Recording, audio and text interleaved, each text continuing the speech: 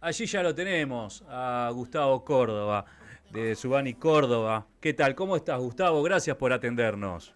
Leo, buenas tardes. Gracias por tu tiempo. Y flor de encuestas se mandaron, ¿eh? De un tema caliente, caliente.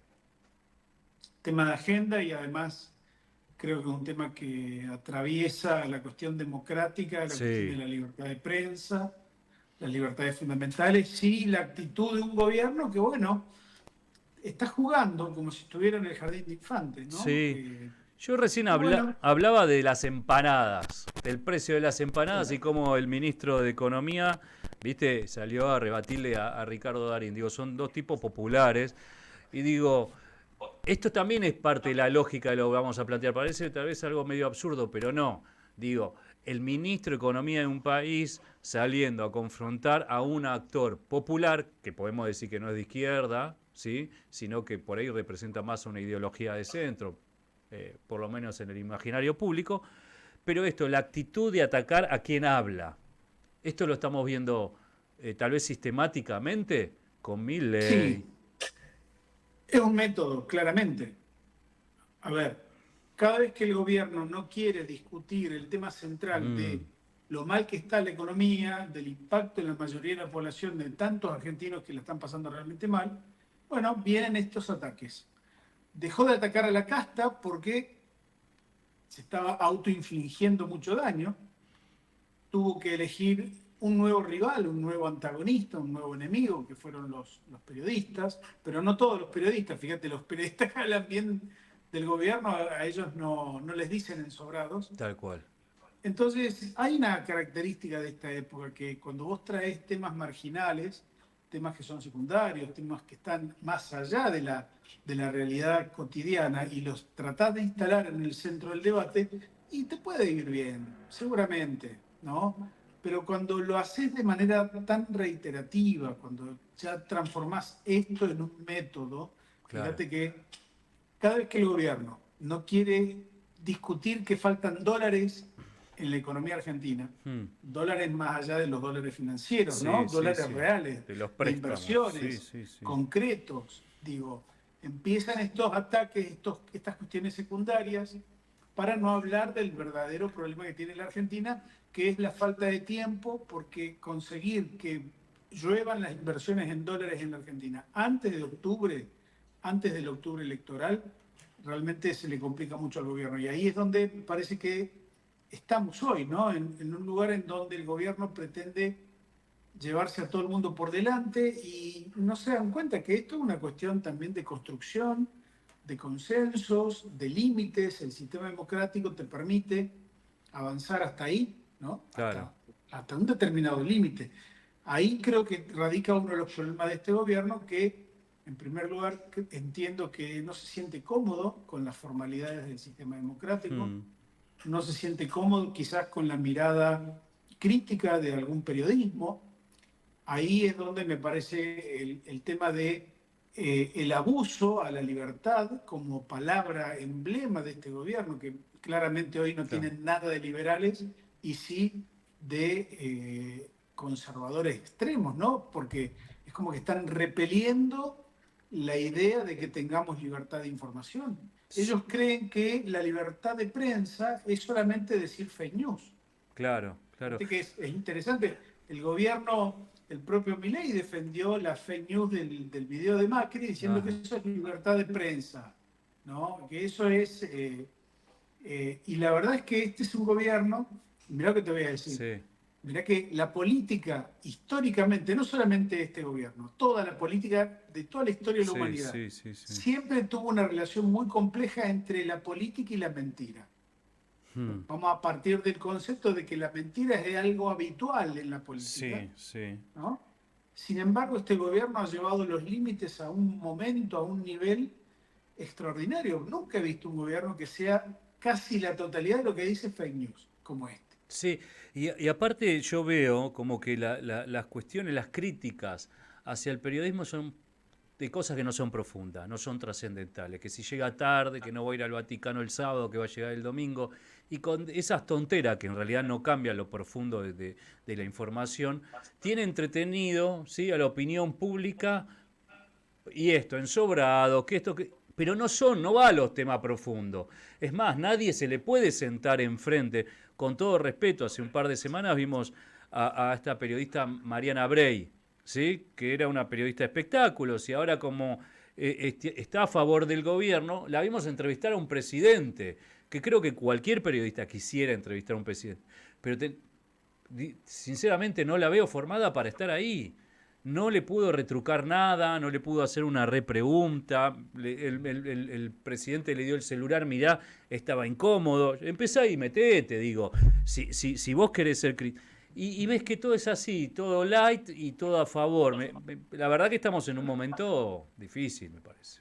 Mira, nosotros le decimos a ese tipo de cuestiones pseudo acontecimientos, Pseudo acontecimiento. porque pareciera que fueran verdad, verosímil, pero en el fondo es toda una construcción, ¿no? Es la construcción del espectáculo político. Entonces, vos lo sacás a Milei de esa zona de confort, y la verdad yo no creo que haya mucho para descubrir. Por eso necesitan este sistema fíjate cómo funciona. Antes había un intento más o menos velado de calmarlo a Milei, de que no dijera cosas o que contenerlo, ¿no? Hoy concretamente ese modelo no existe más. Hoy Milei dice lo que dice y después viene la justificación.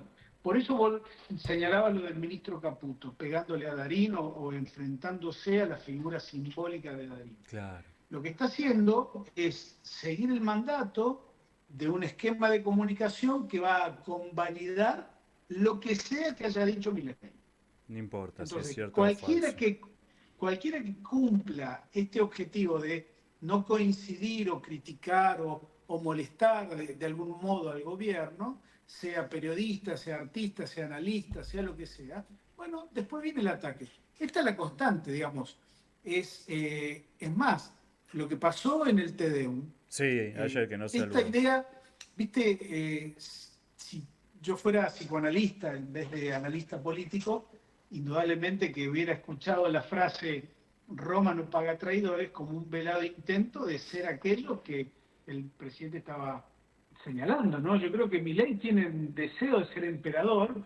El problema es que esto no es un imperio y tampoco es que lo ha elegido Dios a Claro, don no es un Milei, ¿no? En la enviado. Sí, presidencia. sí, Él ha sí. sido votado en una democracia, en una república con división de poderes. Y bueno, yo no digo que no pueda transformarse él en emperador de otra cosa, pero en la Argentina, hasta tanto él cumple su mandato constitucional, él está sujeto a las leyes del ejercicio que regulan el funcionamiento de la presidencia. Entonces, creo que hay un problema ahí de cómo se vive la democracia y cuáles son los límites. Y el gobierno no lo acepta. Fíjate que, bueno, lo vemos a diario, ¿no? Este intento que denunció, por ejemplo, el periodista Alconada Mon, Sí. de la utilización de los recursos estatales para la persecución a todos los que no pensamos igual que el gobierno. A Sí. mí, te voy a decir una frase poco dicha, me sorprende en lo más mínimo, no me sorprende nada. No, vimos los fondos reservados ahí a la CIDE, estamos hablando de la CIDE, ¿no? De cómo se habilitan los fondos reservados el año pasado un montón, y esto también 150.000 millones también fueron como, y uno no sabe, después dicen que no hay ensobrados, porque no hay No, lo que hay ensobrados es falta de oficiales. transparencia, no hay acceso a la información pública, no hay una actitud republicana ni democrática del gobierno, sino todo lo contrario, es la opacidad permanente, ¿viste? Así como hay campaña permanente, bueno, creo que el gobierno está en campaña permanente para tratar de hostigar de todas las maneras posibles. Fíjate que inclusive en las redes sociales, no sé si te habrás dado cuenta, pero los algoritmos y me estoy refiriendo concretamente a la red de Elon, ¿no? Sí, A X, AX, sí. los algoritmos castigan todo aquel contenido que sea negativo respecto de determinadas cuestiones. A ver, te voy a dar mi caso porque no puedo usarte otro ejemplo, Sí, sí, pero sí, sí. yo subía un posteo, qué sé yo, antes de mi ley presidente y tenía un alcance, tenía un engagement, tenía un impacto 10 veces más grande de lo que tienen ahora. Sí. Entonces hay como, a ver, una especie de control muy sutil o no tanto, en el cual determinados contenidos van a tener en la plataforma X un determinado vuelo y otro contenido que es negativo respecto del gobierno de Milei va a tener una situación mucho más tranquila, va a tener menos A rebote, ver, menos Gustavo, esto es interacciones. peligrosísimo, digo, porque en nombre te acordás de la democratización existió, YouTube, X y todas estas redes, Google también. Ahora estamos viendo cómo esos algoritmos, en realidad, yo entiendo que es un gran negocio, por supuesto, pero va a ser el negocio el que ponga más plata y calle al otro, entonces. O sea, ya tenés el público cautivo, 5 o 6 plataformas audiovisuales de lo que sea, o sea, y le vas a comer la cabeza todo el tiempo. Aplicarle la misma lógica a la inteligencia artificial. Sí, Y sí, yo no sé, sería yo no peligrosísimo, sé. ¿no? Que eso No, no, yo no lo pondría en términos de futuro, ya de presente, o vos yo lo hablaría en términos de presente. Y la pregunta que me haría es, yo no sé si la sociedad en general está es consciente. alertada de lo que viene en términos de tecnologías, en términos de cotidianeidad, Sí, de en términos de la manipulación. implicancia Mm, de tanta tecnología metida en las cosas que hacemos todos los días, empezando por nuestros trabajos. mm. Ahora, vamos a ponerle números a todo esto que estamos diciendo, que fueron los números que vos descubriste con esta investigación. El Sí. gobierno de Javier Milei está cada vez más autoritario. 64% es un numerito tan relevante y tan importante que implica de suyo una enorme cantidad de votantes de Milei que también perciben exactamente lo mismo. Claro, Quizás, en contra, en desacuerdo está 33,1, que ponele que sea el núcleo duro de Milei. Ese es el correcto, núcleo duro de él. Ahora tenés un 64% de la sociedad que está diciendo otra cosa. es tan relevante esa parte porque, a ver, insisto con la característica democrática de la presidencia en la Argentina, ¿no? Uno puede tener más gusto o menos gusto de los perfiles personales de cada uno de los Sí. presidentes. Ahora, la democracia tiene ahí un pendiente, ¿no? Digamos, este nivel de persecución a la prensa, de persecución a todos los que opinan distinto, el ocultamiento de información pública, el manejo para conseguir votos en el Congreso de la Nación para sacar determinadas leyes, sin ir más lejos, la ley bases, etcétera. Hablan de un gobierno jugando al fleje, ¿no? Sí, Permanentemente. sí. Tan al límite, que fíjate que tiene algo de eso, tiene que ver con la falta de motivación en la participación electoral. Mm, ¿Qué estamos viendo nosotros allí? Esta actitud cada vez más autoritaria genera desincentivos para el votante promedio de incluirse electoralmente en cada elección. Hemos tenido 6 desde que arrancó este año hasta el día de hoy. sí. En las 6 hemos tenido un promedio de baja de participación entre el 20 y el 30%. Esto significa, de algún modo, que los que están votando, los que están yendo a votar, son los que se sienten o se autoperciben como parte de los núcleos duros de la Ajá. política, ya sea de un lado o del otro, ¿no? Ya sea para votar a favor del gobierno o para votar en contra del gobierno. Ahora, los que pierden son los que están en el medio, el sector de los moderados, el sector del centro, es Mm, decir, ahí hay un peligro porque vos sabés muy bien que la formalidad es uno de los requisitos para por la supuesto. legitimidad democrática, pero además también el porcentaje de participación es una cuestión de convalidación de esa legitimidad democrática. Cuando tu participación está decayendo, ¿no? En los niveles que está decayendo en la Argentina, porque antes, mira, esto es interesante, el votante argentino, Sí. te diría el modelo prototipo de la democracia, era ese votante previsible y sumiso también, que te votaba desde presidente a concejal, Es la lista 2 o misma. lista 3, Está bien, sí. peronismo o radical, Mm, en ese bipartidismo ideal sí, que sí, sí. teníamos. Ese votante no existe más. Hoy el Sí, votante es cierto. argentino tiene un grado de complejidad tal que puede votar presidente en una dirección, gobernador en otra, intendentes en otra, concejal en otra. Ahí te diría, la mayoría de la política añora, extraña Claro, a ese lógico. votante. Sí. Ahora, el votante de ahora, fíjate, hasta hace pocos años atrás, el que estaba enojado, o el que estaba frustrado, o Sí, el que tenía alguna sí. cuenta pendiente, iba a votar y votaba en blanco, o impugnaba el voto. Ajá. hoy ni siquiera se están tomando el trabajo de ir a votar. Claro, Y bueno, además, lo que se está convalidando es esta fantasía del voto obligatorio. sí. Hoy estamos con niveles de participación electoral que son los equivalentes a democracias que tienen voto voluntario.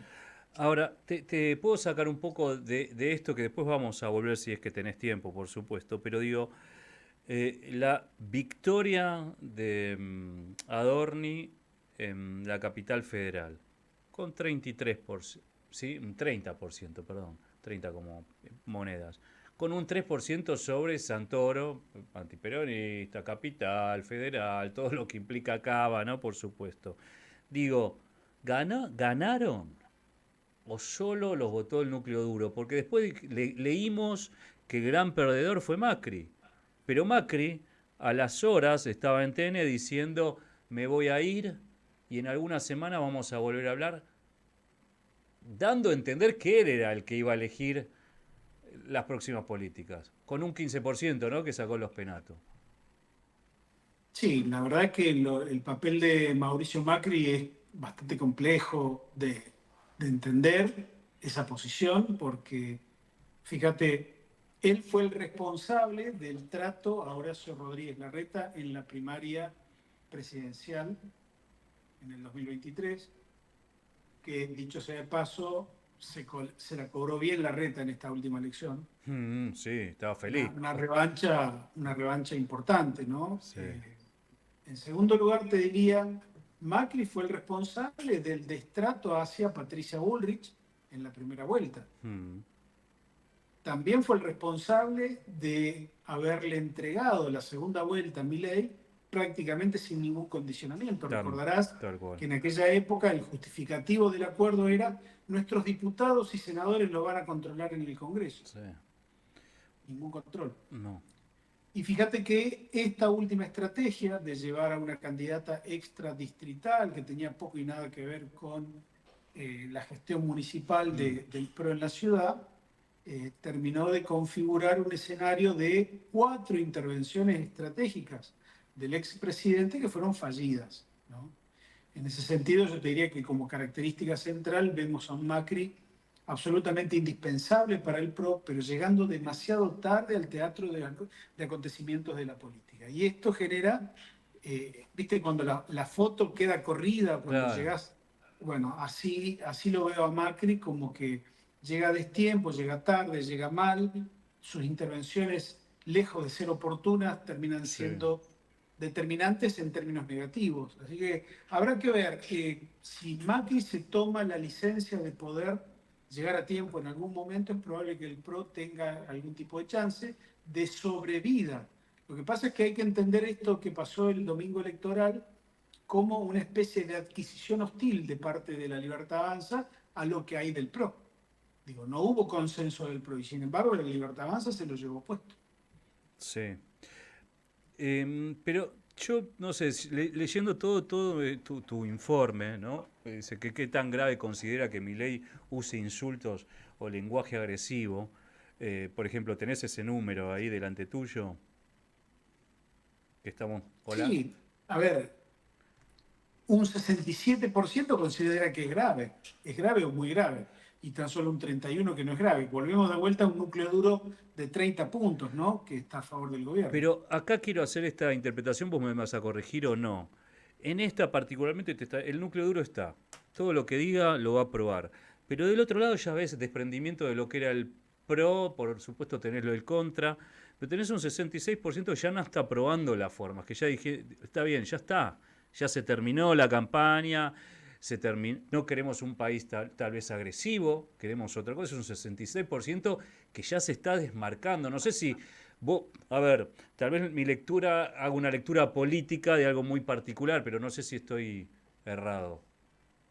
Mirá, yo lo que estoy viendo con mucha preocupación es que hay una gran parte del votante argentino que no tiene representación Mm, directa hoy, mm, que no se siente contenido ni por el oficialismo ni por los sectores de la oposición. Por eso no van a votar. Por eso no dejan registro de su intención o voluntad electoral. Es muy preocupante. En la construcción democrática en la que estamos embarcados, que tengamos estos dilemas son realmente preocupantes porque nadie se hace cargo. Fíjate, cada porcentaje de caída en la participación electoral es como un mensaje directo al corazón de la política, de Claro. la cual nadie se hace cargo. Ni el oficialismo ni la oposición, nadie. Vos decís, che, ¿quién es responsable de la deserción electoral? Y todo el mundo mira, Para otro viste, lado. mira al otro como diciendo, bueno, alguien que se haga cargo. Y no veo solución en el corto plazo, porque este es un dilema que nosotros seguramente vamos a seguir viendo cómo se repite Mm. en el resto de las elecciones que vamos a tener durante el año. Pero vos cuando hacen, no sé si tienen la posibilidad de preguntar otras cosas, pero ¿hay una necesidad de un líder opositor, digamos? ¿O la gente también ya no? Porque pienso en la política tradicional está haciendo tiempo. Le sirven, creo, todas las medidas de recorte de Milei le sirven mientras ellos no las hagan porque no se queman. Entonces están esperando que se caliente la olla, ¿no? Y esperar el punto exacto para entrar, ¿no? Esa es una sensación que tengo. Es probable, sí, bastante nefasta, ¿no? Sí, La actitud es una descripción. si fuera No, así. no digo que la comparto ni. Ahora, Sí, que. Sí, sí. déjame creer que todavía no saben cómo entrar al escenario de la política, porque el golpe fue muy duro. Te ganó un presidente sin rodaje, Sí. sin experiencia política, sin equipo, que no conocía la Argentina y aún hoy no la conoce enteramente, que su Mm, partido político no existía al momento de ganar la elección, que te ganó el balotaje de manera inobjetable, prácticamente sin fiscales. sí. Así que, bueno, digo, el golpe para la política tradicional es bastante significativo. Que vos hayas derrotado a las dos grandes formaciones políticas argentinas del siglo XX en sendo proceso electoral abierto, bueno, no es poca cosa. Para mí hay un antes y un después en la política argentina. Milei está resignificando la forma en la que se legitima la política. Y hasta acá no hemos visto, o al menos yo no lo veo, que la política tradicional está haciendo demasiado esfuerzo por eh, llegar a representar a algún sector de la sociedad. Más bien todo lo contrario, veo a gran parte de la oposición en una pelea de egos, Mm, veo a gran parte de la oposición en una discusión que a lo mejor es útil puertas adentro, porque en esto yo no me voy a prender al debate de la política pelea internamente. Yo te diría, la vida interna de los partidos es esencial claro. para la democracia, esencial. ¿Sí? Mm, Ahora, que sea solamente eso es preocupante. sí, Que no estén trabajando en un plan económico claro. alternativo es preocupante. Que no haya una mirada alternativa a este modelo económico que prioriza, por ejemplo, la especulación financiera y no la producción. Mm. Digo, eso es preocupante, que la política no tenga una mirada sobre eso sí que a mí me preocupa. Veremos qué va sucediendo. Y hay a lo último hicieron, por lo menos es interesante. Te digo la verdad, al principio medio que me chocó. Hicieron como una lista de periodistas de las imágenes positivas y negativas. Y digo, viste, pusieron en tapete al periodismo y las caras. Y preguntaste por todos. Y dije, ¿está bien esto? Y después dije, ¿por qué no? Si los políticos también se eligen, ¿por qué no los periodistas que hablan y en realidad con sus posiciones marcan tendencia en la cabeza de la gente y hasta te pueden hacer ganar o perder una elección? ¿Por qué no sacarlos al ruedo? Y tuviste a todos, de todo el arco desde la derecha hasta la izquierda hasta el centro, grandes respuestas, no sé, Grania, Laje, Silvestre, Tenenbaum, Pani, Perkovich, Cristina Pérez. ¿Hay alguno que te haya llamado la atención? De... Sí, el exceso de negatividad de los periodistas que actúan más como voceros presidenciales que como periodistas. Lo Estoy identificaste. refiriendo a Luis Majul Sí. y particularmente a Johnny Viale, que junto con Canosa integran el trío de las tres peores imágenes o de las imágenes más negativizadas de esta muestra. A ver, ¿y esto qué puede implicar, digo, en el análisis? Mirá, en principio que la cercanía al poder te condiciona negativamente. Ajá. Esta misma encuesta la hicimos en época de Alberto Fernández, con algunos nombres repetidos y otros no, pero con la misma lógica nos dio mayor negatividad a quienes estaban más cerca Del del poder. gobierno de Alberto Fernández. Mirá. Entonces, esa es una primera cuestión. Una segunda Son periodistas de primera línea, la mayoría de ellos. Hay algunos que son de medios gráficos, que tienen alguna exposición en televisión. Fíjate, te quiero señalar, por ejemplo, un periodista que tiene el diferencial positivo más grande, que es un periodista que está en redes sociales, que es Ari Lijalad. Ajá.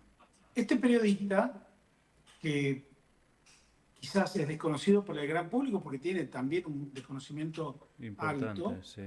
comparado al resto, tiene una característica que es el que posee mayor diferencial positivo a favor.